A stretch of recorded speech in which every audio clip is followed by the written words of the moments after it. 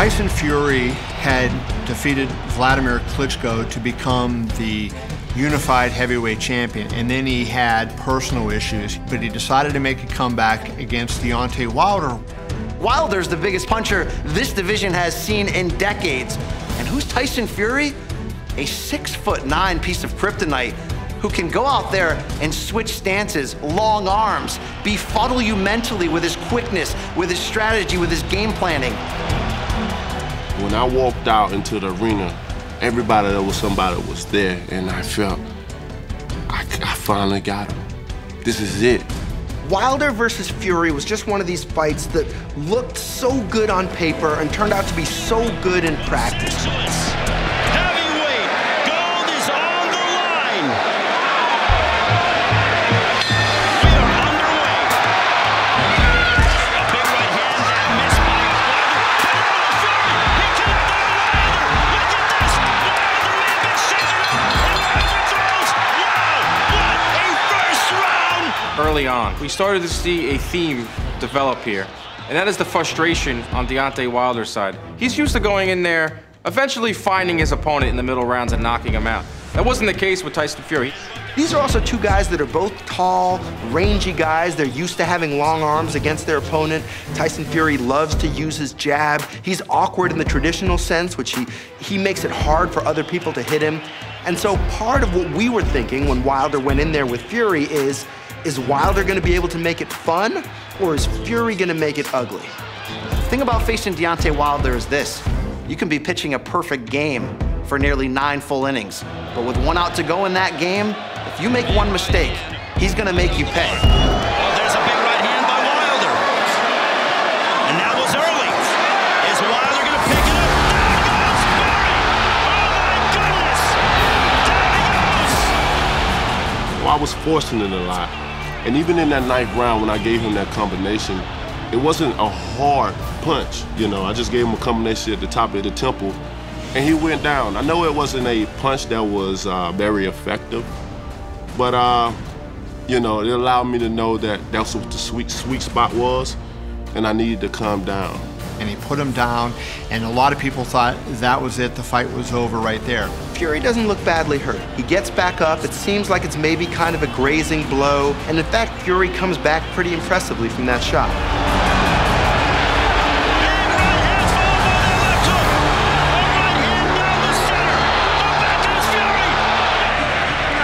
Counter his counter.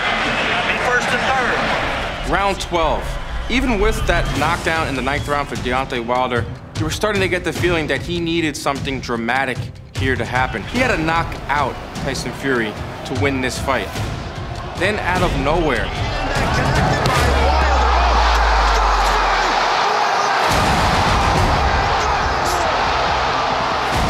Right hand to set him up and get his attention, and then a sweeping left hook to deposit him to the canvas.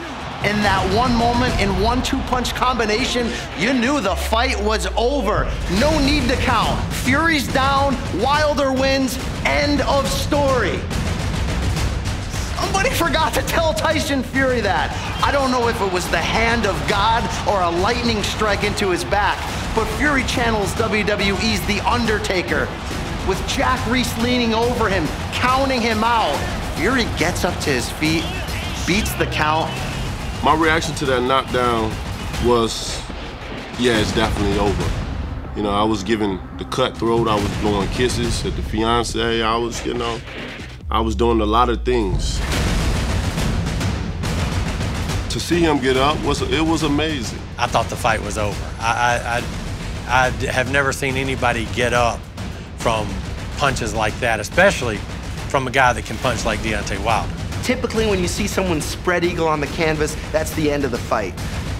But in this one, Fury gets up, and it's not just he gets up like he somehow staggers to his feet, like he gets up and he looks like he might still be able to fight. And he looks pretty good. But back comes Fury! Fury's answers with the right hand! Not only did Fury have his legs, his eyes were clear, and he started walking Wilder down with big punches, and we had a wild brawl to end the 12th round of a fantastic championship fight in Los Angeles. What a memorable fight! Deontay Wilder So the bell rings to end round 12. This was insanity. This was theater of the highest level. Tyson Fury survived this, but oh wait, how does that affect the scorecards? The scorecards are in the hand of Jimmy Lennon. The suspense is over as he reads them out. 115-111 for Wilder, 114-112 for Fury, and the third judge has it 113-113. Even a draw. The decision is a split decision draw. I mean, they say in boxing, a draw is like kissing your sister. And if you look at both fighters, they had a look of disappointment on their face. Even though it was a draw, I still became and still heavyweight champion of the world. So Fury Wilder ends, and every fan and critic and journalist is saying, we got to see this again right now. Deontay Wilder and Tyson Fury, the rematch was signed, but Tyson Fury decided to change up his promotional team, throwing a wrench into that rematch.